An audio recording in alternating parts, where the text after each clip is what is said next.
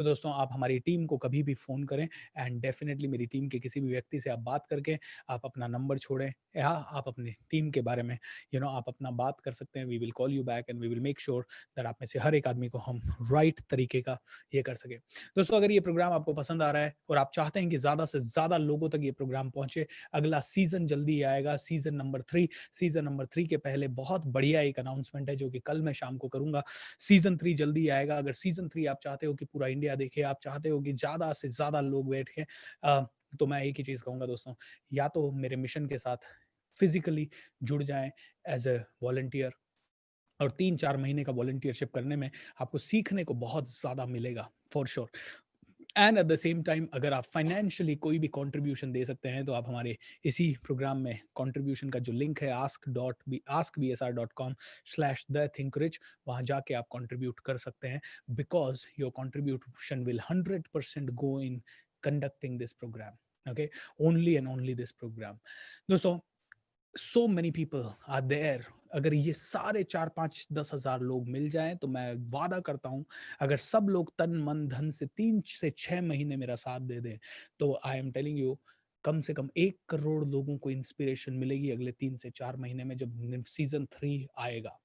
Okay, अगर आप में से कई लोग यूनिवर्सिटीज से जुड़े हुए हैं, अगर आप में से कई लोग कॉलेजेस से जुड़े हुए हैं, किसी संस्था से जुड़े हुए हैं, गवर्नमेंट ऑर्गेनाइजेशन से जुड़े हुए हैं, सरकारी ऑर्गेनाइजेशन से जुड़े हुए हैं, तो हम लोगों का साथ दीजिए। आज 16वां दिन, मतलब 16 दिन के वर्कशॉप का 14वां दिन है, and I would love to see this collective energy. एक बार तो एक चीज एकजुट हो जाते हैं दोस्तों, एक बार तो एकजुट हो जाते हैं तन मन धन से, देखते हैं क्या होता है, देखते हैं क्या होता है। एक बार तो पूरी शिद्दत से 7-8 हज़ार लोग हम लोग पूरी ताकत डाल देते हैं, देखते हैं क्या होता है। दोस्तों बहुत कुछ होगा, मैजिक पे मैजिक पे मैजिक होगा, देने वाले की लाइफ में भी और जो इस नॉलेज को रिसीव करने वाला है उसकी भी लाइफ में। I assure you this, I am experiencing the magic. देखिए प्रॉब्लम ये है, हम कहते हैं इस रास्ते से मेरा जा रहा है, इसी रास्ते से वापस क्यों नहीं आ रहा है, तो मैं आपको बोलूंगा इस रास्ते से जा रहा है, इसी रास्ते से आए, ऐसा कोई ज़रूरी नहीं है, ऐसा कोई ज़रूरी नहीं है। तो आपको 10 मिनट के लिए एक टॉपिक पे बात करता हूँ और उसके बाद हम मेडिटेशन पे चलेंगे।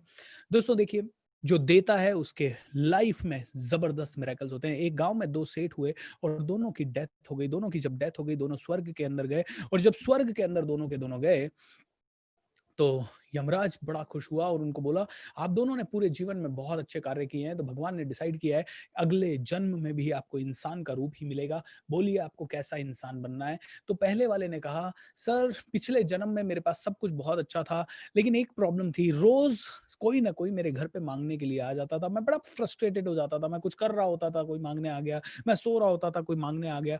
तो इस बार मेरे जीवन में कुछ ऐसा कर दो कि मुझे किसी को कुछ देना ना पड़े। एंड दूसरा इंसान, उससे पूछा गया आपकी क्या इच्छा है, उसने कहा सर मेरी जिंदगी में सब कुछ अच्छा रहा, लेकिन एक बार एक बंदा मांगने के लिए आया और उस दिन मुझे उसके पास देने को कुछ भी नहीं था। इस बार जीवन में कुछ ऐसा कर दो कि किसी को खाली हाथ मेरे घर के वहां से जाना ना पड़े। दोस्तों भगवान ने बोला तथास्तु। एंड ये दोनों के दोनों लोग धरती पे आ गए। दोनों के दोनों लोग जब धरती पे आए, एक बन गया गांव का सबसे बड़ा भिखारी और एक बन गया गांव का सबसे बड़ा सेठ। आपको पता है सेठ कौन बना और आपको पता है भिखारी कौन बना। ऑलराइट दोस्तों, कई लोग कहते हैं कि दे नहीं सकते, मुश्किल है। ऑलराइट, मैं एक ही चीज कहूंगा दोस्तों, एक एक रेलवे स्टेशन पे एक भिखारी हमेशा भीख मांगने के लिए आता था। एक रेलवे स्टेशन पे एक भिखारी भीख मांगने के लिए आता था, रोज भीख मांगता था, कुछ दे दो कुछ दे दो कुछ दे दो, कोई देता था कोई नहीं देता था। एक दिन वो ट्रेन रुकी, डब्बे में चढ़ा, भीख मांगने के लिए गया और भीख मांगते मांगते एक सेठ जी के पास पहुंचा। सेठ जी कुछ तो दे दो। सेठ जी ने कहा, मैं तो एक व्यापारी हूं, मैं तभी तुझे कुछ दूंगा जब तुम मुझे कुछ देगा। भिखारी ने कहा, यू मैड सर, मैं भिखारी हूं, मैं आपको क्या दे सकता हूं, आप तो सेठ हो, आप मुझे दीजिए। नहीं नहीं नहीं नहीं नहीं, मैं तो व्यापारी हूं, तू मुझे कुछ देगा तो ही मैं कुछ दूंगा। इतनी देर में जद्दोजहद चलती रही, ट्रेन चल पड़ी, भिखारी को उतरना पड़ा, ट्रेन चली गई, भिखारी पूरे रास्ते कटकटाता रहा, पागल हो गया वो सेठ। उसको समझ में नहीं आता मैं भिखारी हूं, मैं भिखारी क्यों बनता, अगर मेरे पास देने के लिए कुछ होता तो। उसको समझ नहीं आता अक्कल से पैदल है क्या, ये अमीर लोग होते ही ऐसे हैं, ऐसा है वैसा है। बहुत गालियां निकाली उसने उसको। रात को बड़बड़ाता हुआ सो गया। अगले दिन सुबह जब वो उठा, अगले दिन जब सुबह वो उठा माय डियर फ्रेंड्स, अगले दिन सुबह उठा तो उसके माइंड में वही बात चलती रही, यार तू मुझे कुछ देगा तो ही मैं कुछ दूंगा। भिखारी ने वास्तव में जेन्युइनली अगले दिन सुबह जब उसका माइंड शांत हुआ तो सोचा, कि यार, उसने अगले दिन सोचा कि यार वास्तव में मैंने जिंदगी में कभी किसी को कुछ दिया नहीं, मैंने सिर्फ लिया ही लिया, लिया ही लिया। क्या मैं किसी को कुछ दे सकता हूँ? उसने बस इतना सा कॉन्शियसनेस शिफ्ट किया, और वो रास्ते से भीख मांगने के लिए वापस से रेलवे स्टेशन की तरफ जा रहा था। उसने देखा फूलों का एक झाड़ देखा। जब उसने फूलों का एक झाड़ देखा तो उसमें पीले पीले फूल लगे हुए थे। उसने छोटे छोटे फूल तोड़े और उसने कहा आज जो भी मुझे भीख देगा उसे मैं फूल दूंगा। एंड उसने भीख दी तो फूल दिया, 1 रुपया दिया तो फूल दिया, 10 रुपए दिया तो फूल दिया। आज उसको लकीली भीख भी ज्यादा मिली। धीरे धीरे रेलवे स्टेशन पे फेमस हो गया, अरे फूल देने वाला भिखारी। जो भी ट्रेन रुकती लोग देखते, अरे वो फूल देने वाला भिखारी किधर है, फूल देने वाला भिखारी किधर है। फेमस हो गया। एक दिन फिर से ट्रेन रुकी, भिखारी ट्रेन के अंदर चढ़ा। कौतूहल का विषय बना हुआ था। एंड इतनी देर में भिखारी को सेठ जी दिखाई दिए। सेठ जी की तरफ दौड़ा दौड़ा पहुंचा, अरे सेठ जी, सेठ जी, सेठ जी, आपने मुझे पहचाना? सेठ जी हंसे, मुस्कुराए, हाँ हाँ पहचाना। बोला सेठ जी, आज मेरे को आपके पास, मेरे पास आपको देने के लिए कुछ है, ये लीजिए फूल, आज तो आपको भीख देनी ही पड़ेगी। सेठ जी हंसे, 10 रुपए का नोट निकाला, भिखारी की तरफ बढ़ाया और हंसते हंसते कहा, अरे तू तो व्यापारी बन गया। ट्रेन चल पड़ी, सेठ जी निकल पड़े। भिखारी को रात भर नींद नहीं आई। सेठ जी ने क्या कह दिया, ओ माय गॉड, मैं तो व्यापारी बन गया, ओ माय गॉड, मैं तो व्यापारी बन गया। वास्तव में मुझे पैसे दिए तो मैंने फूल दिया, मैंने फूल दिया तो मुझे पैसे मिले, मैं तो व्यापारी बन गया। 3-4 सालों के बाद उस रेलवे स्टेशन पे 2 व्यक्ति खड़े थे। ओके, 3 साल बाद उस रेलवे स्टेशन पे 2 व्यक्ति खड़े थे, और वो दोनों व्यक्ति सूट बूट में खड़े थे। एक ने दूसरे को पूछा, सर पहचाना? सेठ जी बड़े आश्चर्य से देखते रहे, अरे कौन आप?